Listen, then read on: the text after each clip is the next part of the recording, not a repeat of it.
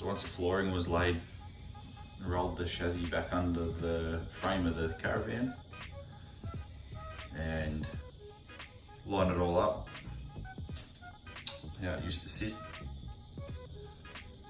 in its position on top of the chassis.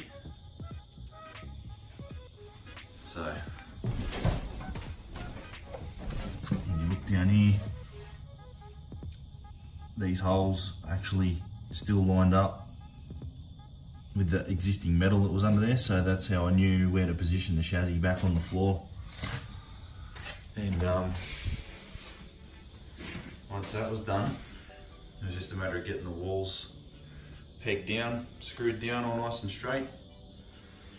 Check everything for square, do this same side. The width didn't change, so that was pretty straightforward, but yeah, once that was done, then I screwed the floor off. So basically I've just screwed down into the metal chassis members with self-drilling metal screws,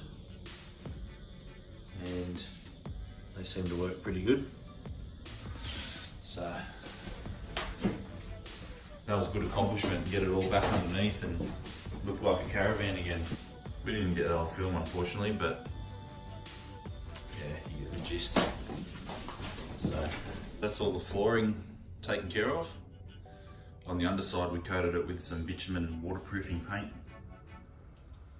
just to keep moisture off it and if it ever does get to that.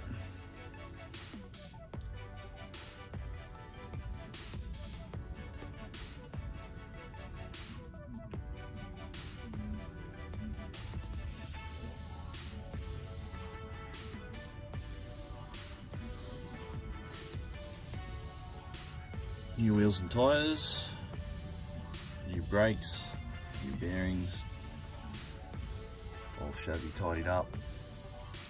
Got these cool drop down legs,